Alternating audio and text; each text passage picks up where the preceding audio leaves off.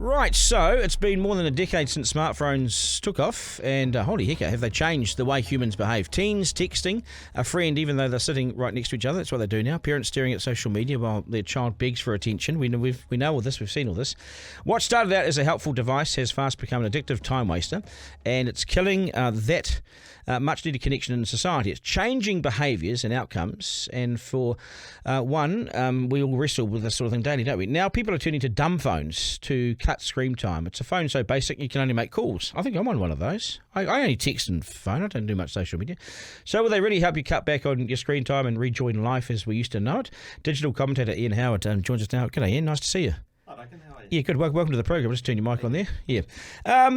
So the dumb phone. Who wants a dumb phone? Because you can't connect with anyone else, really. Well, do you know, it's younger people who want dumb phones, actually. They do? Yeah, they're starting this revolution. I think they've realised that they're wasting too much of their time, doom scrolling, not genuinely connecting with people, and they're starting to turn away from it and looking for ways that they can reconnect with the real world. Those hours that we talked about just then, so that's almost 5 hours a day. God, that's a lot of time, isn't it? That's a lot of time like this locked in, you know? Yeah, it's outrageous, absolutely frightening. Yeah. At their best, let's not forget that phones have an enormous amount of usefulness about them. There are certain things that we get to do now that make us superhuman. 20 years ago it would have been absolutely unbelievable, miraculous to be able to hail a car to come and pick you up when you need to pick it up, to be able to check in for your flight, on a device that sits in your pocket. So there's some great stuff about phones. There is also just some terrible stuff about phones. Yeah, does the good outweigh the bad? I suspect at the moment probably not, but I think that's what we're seeing now is people trying to rebalance it so that it does again. And really it comes down to what you're doing on your phone. It's predominantly the social media apps and the sort of content apps that are sucking up people's time, and they are designed specifically to make sure that you don't leave them, that you spend much time on there. It's trickery, isn't it? The way that life can be going on around you, and you can have your head stuck in this thing for hours, and you lose your connection with humanity. You only see the world through this little portal.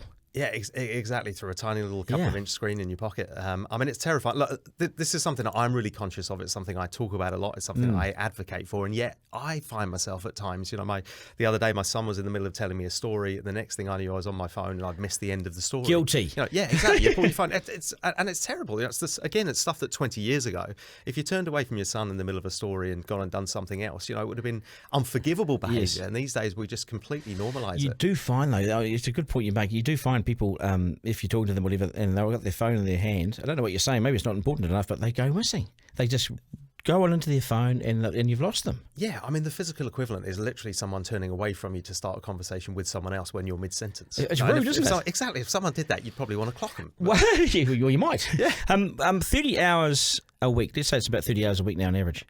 That's almost a full-time job, Ian. Yeah, it's interesting because we live in a world. What else could you do with the 30 hours? Well, that's the thing. We live in a world that's consumed with the idea of productivity. The workplace, everyone talks about efficiency, everyone talks about productivity. As people, we seem to now be designed to be as efficient a part of a sort of cog in a wheel as we can possibly be. Yeah. And yet, we're wasting 30 hours a week. So, you think about it in the workplace and what that might mean for the economy. If you took half of those hours and did actually productive stuff for the economy, but forget about, the kind of work stuff, imagine just taking half of those hours and putting it into something that you're interested in. This is what I tell my son and his mates. If you're playing basketball, I say to his basketball playing mates, I say, imagine how good you'd be at those free throws if you spent, say, 1 hour of those 30 hours that you're on. And they do about 28 hours, 29 hours a week.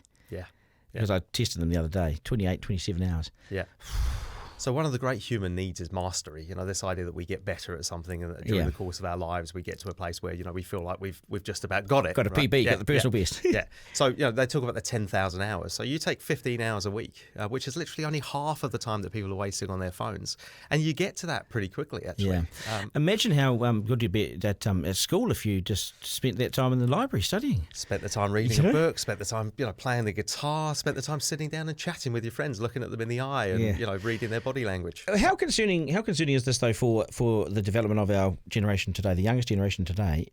All the research tends to suggest that they're not as smart as the generation that went before them. So for the first time in a long time, first time ever, they're not as smart. It's having a reverse effect. Yeah, what gives me hope is the fact that it's the young people that are, precipitating this movement away from this behaviour. So when did that happen? When did that start to happen?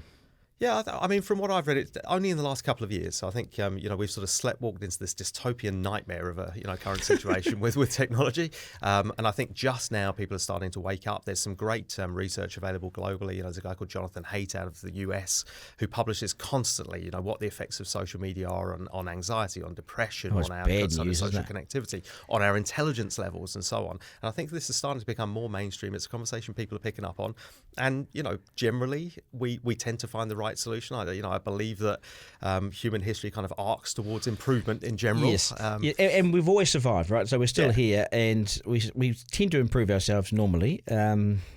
Yes, there's all sorts of addictions that come our way, and this is a new addiction, of course, the digital network. But we still survive. We overcome things. We sort of self-regulate in many ways, don't we? Yeah, I mean, one of the problems actually is the fact that the phones are stopping us from self-regulating because they're changing the way our brains work. So until we actually get off them, it could become a negative spiral downwards. Someone told me that the mobile phone firms themselves, they have all sorts of things there. They can feel how hard you're pushing it and how quickly you're pushing it, and they send you more. They send you more tricks to basically make that worse for you. They know what you're doing, so they send you more tricks of the trade to keep doing that. To keep whacking it. Yeah. I mean, one of the things we'll say is it's not so much the phone companies actually as the people that are developing the apps. So the phones, because they just develop the hardware, they don't really care what you're doing on the phone. They just care that you find use out of it and that you want the new phone.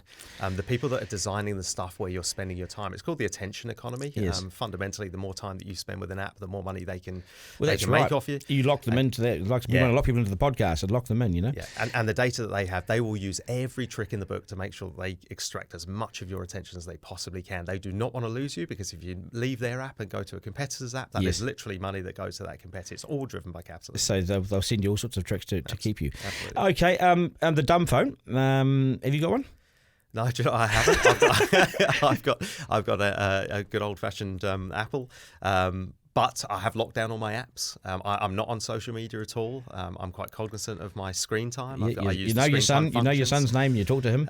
Just about, but probably not as well as I should do. And as I say, so all of that stuff that I do, and yet I still find myself at times wondering what on earth I'm doing. Looking where do we things. find these dumb phones? I mean, if we want to get one, where are they? Yeah, there's a few. So there's they're literally called the dumb phone. There's one that I really like the name of. It's called the wise phone. So rather than a smartphone, it's one that's a little bit wiser. They're available globally. They're mostly on pre-order at the moment. This is a fairly new movement. Wow. Or go and have a look for a second-hand phone. One of the old Nokias, Motorola's. One of those old flip phones that we used to love 15 years ago. Take the brick out there. Yeah, absolutely. Yeah. They still have connectivity. Most of them still hook up to Wi-Fi. You can still text. You can still phone.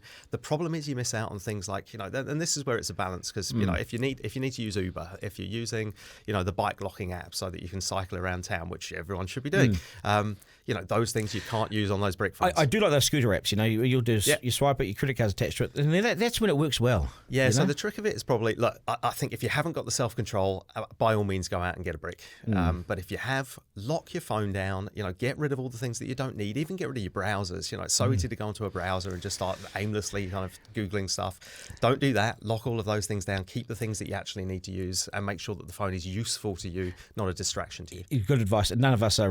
We're all addicted to something. This is what the humans are. We're going to struggle with this one. We struggle to come off it, I reckon. Yeah. I mean, it's a part of the human condition is that we're all predisposed to addiction, unfortunately. What will you do when you leave here? Will you check your phone? I'm going to check the football score, actually. So England are playing this morning. So okay. I will have a look on my phone. Good on you. I appreciate your time on the program, mate. Thanks, Duncan. Thank you. Cheers. Garner.